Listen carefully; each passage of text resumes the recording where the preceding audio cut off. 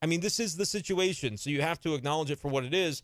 But at the same time, what changes? I mean, you want to fire the manager. I think you can do that. I don't think it fixes anything because for me, the underlying problems are the guy that built the roster built it in a way that has limited it.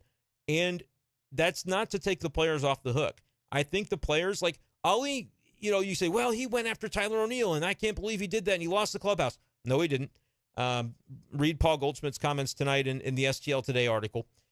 He didn't lose the clubhouse because of Tyler O'Neill. This clubhouse is not galvanizing around Tyler O'Neill. I'm not saying they don't like Tyler O'Neill. I'm sure they all think he's a fine guy. He's not the heart and soul of this team or anything that the Cardinals fans that like that narrative want to make Tyler O'Neill out to be. First of all, he hasn't been in the clubhouse for weeks and weeks of the season. I mean, he pops in on occasion, was there the other day to, kind of check in, but he hasn't really been around. So the idea that this is all going on behind closed doors and the clubhouse is just so sad and they're just so distraught that their manager called out the Tyler O'Neill, who just is this team leader. Like, it's not to disparage O'Neill the way I say this, but I use a little hyperbole to let y'all know, like, that's not reality. That's not what this is. And then you want to add the Contreras thing and say that's proof that all he's throwing players under the bus. Do you really think that the second-year manager, not only of the Cardinals, but of his major league career as a manager in the second year with an $87.5 million catcher decided, what would be fun? Let's take him and say we're going to move him to the outfield. You think that's what happened? No, that's not what happened. Ollie Marmol didn't go rogue and start saying we're gonna sideline Contreras. This was an edict from the top. It was a conjunctional decision between everybody. This was not Ollie Marmol.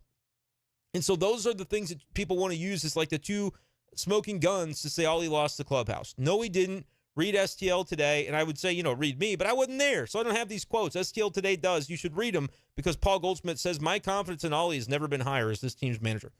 If you want to say that Ollie's lost the clubhouse, then they've lost Paul Goldschmidt as well. When in reality, we know better. We know Paul Goldschmidt, when we talk about heart and soul of a team, that's that dude. That's Paul Goldschmidt. So, again, if you want to disagree with Goldie, that's fine. I'm inclined to believe what he says and to be able to use enough nuance to go, you know what, this sucks. This is unprecedented losing for a Cardinals team, and these guys aren't used to it, and they don't like it because they've never experienced this before in their lives. Maybe Arenado with the Rockies, but there weren't expectations to win then, right? Like, that's what's different about this. Coming in, people thought this team would be pretty good. And so to think that this team doesn't care, well, that can't be true. But caring is not enough. You have to execute. And that's all these comments today after the game. You have a lead going into the ninth. You also didn't score after the third inning. At some point, you just have to. He did everything short of go effing go do it. I'm thinking those comments came behind closed doors. But again, I wasn't there, so I can't pretend that I know what was said. You just got to go do it at a certain point. And so you want changes. I get it, Jesse. They're 15 under. But I also saw a nice comment from somebody today that said, if you really think Mo's the problem, great. First of all, Brenden says they're not going to fire Mo, and I think Brendan's right about that. Why am I talking in third person? Here's the other part of it.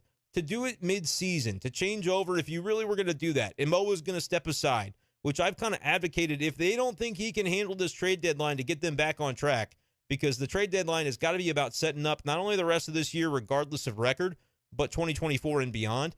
If they don't think he can do it, get somebody who can and get him in there now so they can get it set up. The problem is, I think there's a very good chance that if they go internal, that's going to be Randy Flores. And we know the Cardinals are going to go internal because that's what they've always done. Maybe this season makes them change their mind on that, but that's kind of my anticipation is still going to be an internal move. Gersh is a possibility, sure. I think Flores has gained a lot of respect with what he has done with that draft, running the drafts as the scouting, the farm director, whatever the formal title is. But also, they've got another draft coming up. So it might be a lot to put on a guy's plate to say, hey, we're going to change all this up as the draft is approaching. Another important draft for this organization. And then I want that guy to be the guy that runs the trade deadline too. Like, Mo's not going anywhere until after the season, and it will be a mutual decision between he and Bill DeWitt if it happens, right? So, yes, I understand, Jesse, you want changes. Realistically, I don't know what those changes are and how they come about. That's the tricky part of this entire thing. I get it. People want their pound of flesh, and y'all kind of deserve it. You've been watching some pretty crappy baseball, and I get it.